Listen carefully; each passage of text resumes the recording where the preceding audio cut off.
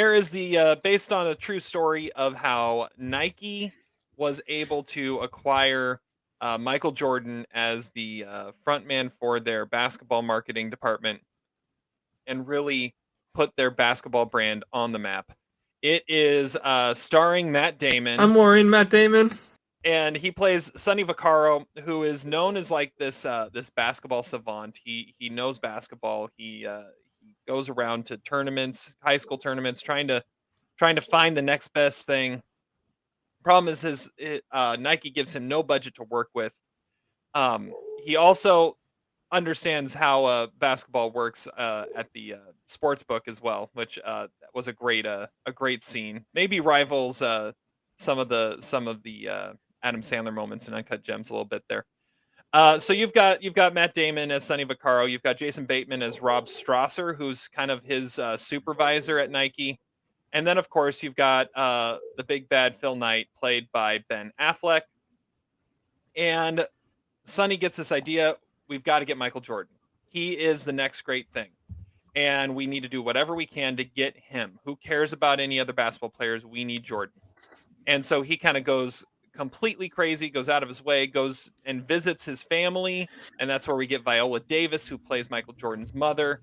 I like that we never actually see Michael Jordan. And I heard that was like an intentional thing because Michael Jordan is Michael Jordan. And if you're never going to see him, the second you see an actor standing in for him, it takes you out of the moment because it's not him. Yeah. You've got a couple like candidates for favorite minor character of the year award with Chris Tucker in this movie playing Howard White, and Chris Messina playing David Falk. All the scenes with Matt Damon and Chris Messina are hilarious over the phone. I gotta admit, I love this movie. This movie was so much fun. I don't know what it is about these movies of seeing the inner workings of stuff that we have just come to know and love, but they're so much fun.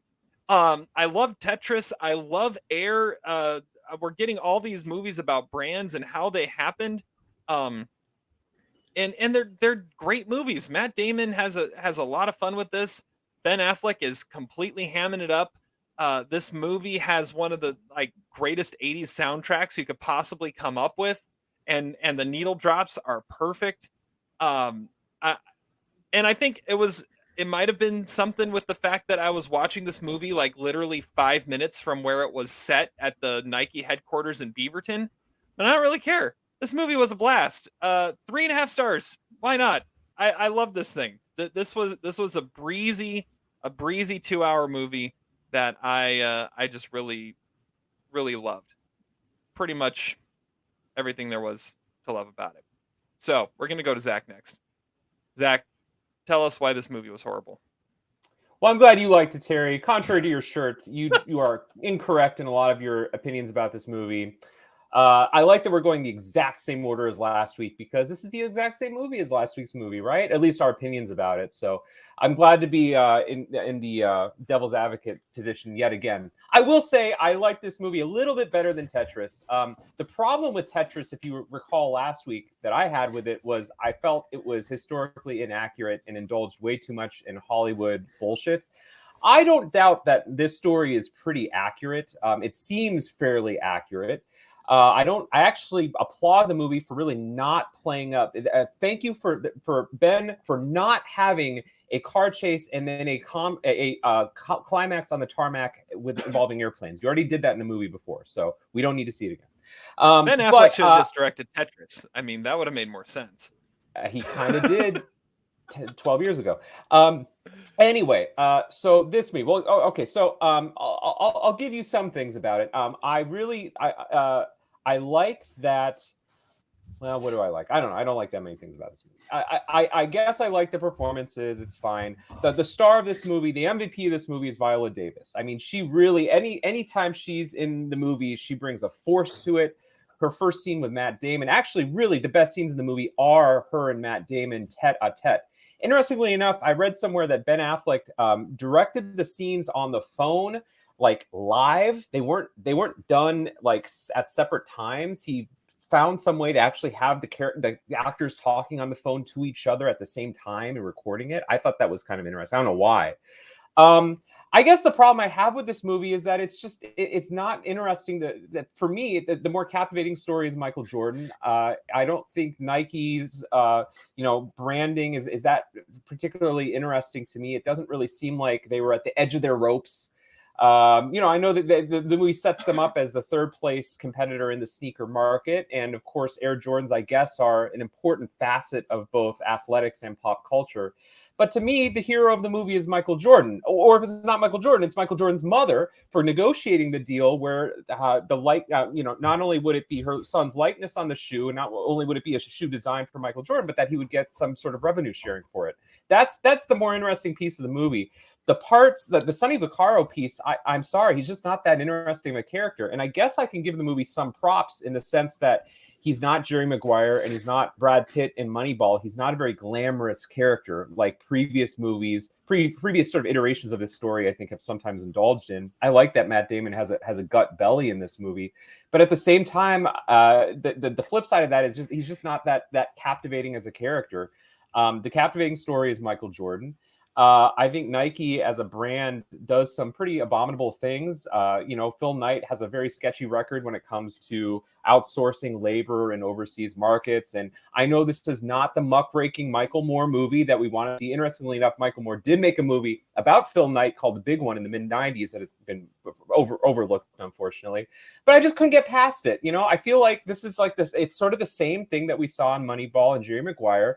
When a middle-aged white guy struggles in his company, what's the first thing he wants to do? He wants to go rogue, like the white heroes of The Big Short.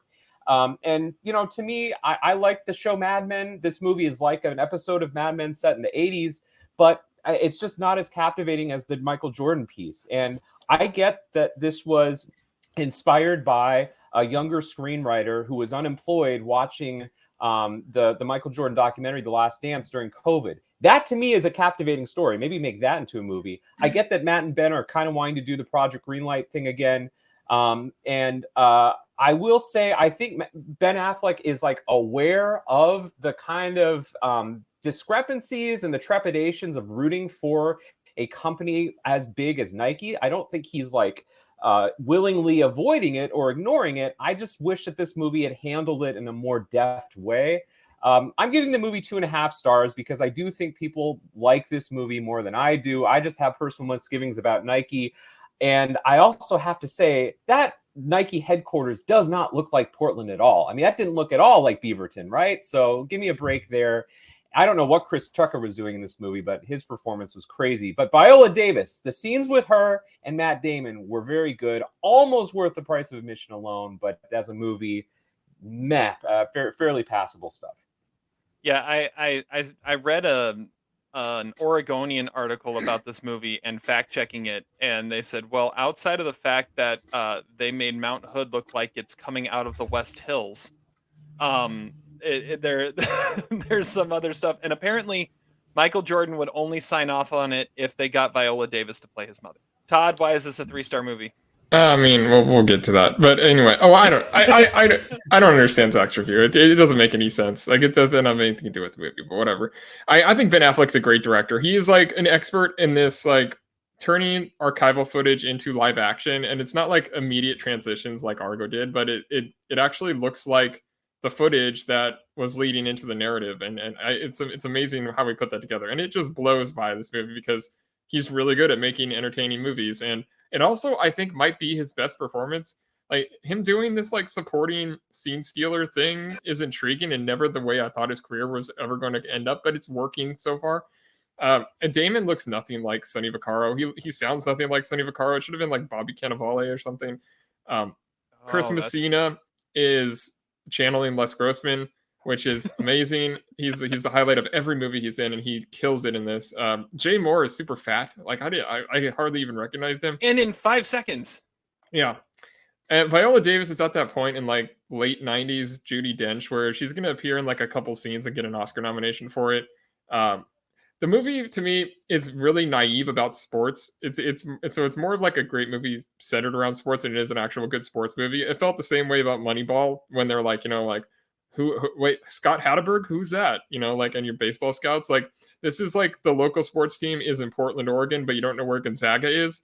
And like the the guy at the convenience store was watching the Blazer game, but it was right after the NBA draft, so that's not possible. I don't know. I mean, those kind of things just kind of annoyed me. The lack of actual knowledge about sports is why everybody else is liking it, though, because it's not too inside baseball, so everyone can understand it. But I think the movie still works. The people that the movie chooses to build up and tear down is interesting. Like the guy that kept shitting on Melvin Turpin, like committed suicide.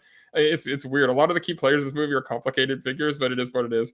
But I think it's a brilliant screenplay. I think it has a chance to get nominated at the Oscars. It's the opposite of Tetris and how it treats capitalism and spreading out power and money, but it works equally well. And I think it's as good as Moneyball. And it's 3.5 stars. I'm with Terry on this one. Ooh. 3.5 stars. Nice. So it's a great screenplay, but it doesn't understand sports, though. And that's why it's Moneyball didn't either, and that got nominated for an Oscar for screenplay and picture. I mean, that's doing dumb things with sports is the way to get non-sports fans to like the movie, and that's exactly what this did. That's what Moneyball did. I think it understands everything it needs to understand about sports. I don't think you need to go that much into it. And also, I feel like Ben Affleck's character, or his characterization of Phil Knight, grows up to be Ben Affleck in Boiler Room. I think one of the problems I have with the movie is like, what are the stakes? Like in Ben Affleck movies that have worked, like The Way Back and Argo, like, and even Gone Baby Gone, like those movies had like consequences and big kind of like overarching like, you know, stakes for the characters. I didn't ever get that sense. Like, okay, so Sonny Vaccaro is going to get fired. Okay, he'll probably end up somewhere. He'll pull a Jerry Maguire and start his own firm, right? Well, the whole company is going to fold probably because they're going to get rid of their basketball division, and like basketball shoes is like the whole thing. Like I didn't get that sense. I got the sense that Nike was the third largest athletic supplier in the world, is what they were saying. Or at least they were going to shut down their basketball division. They were going to possibly shut down their basketball division.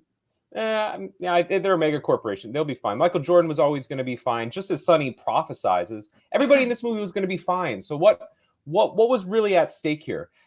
To me, the more interesting story, and Gene Siskel loved to do this. He'd love to talk about how he would have made the movie different, but I can't help but do the same thing here. Like, to me, the more interesting story is Michael Jordan and his mother.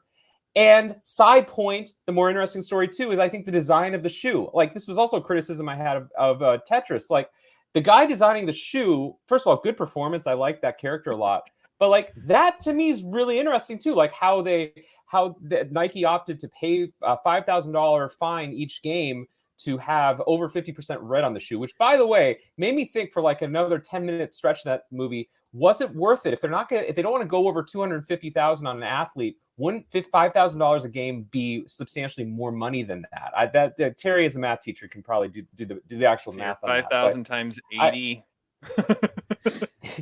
I guess I don't know. Like after watching that, maybe The Last Dance ruined part of it for me, because Michael Jordan's story is so much more compelling than Sonny Vaccaro's. And then to top it all off, the way that the movie ends with those endless credits about what happened to each one of the characters. Like, this movie has 10 minutes of, end credits that say what happened to each character. It's like the end of Animal House or something.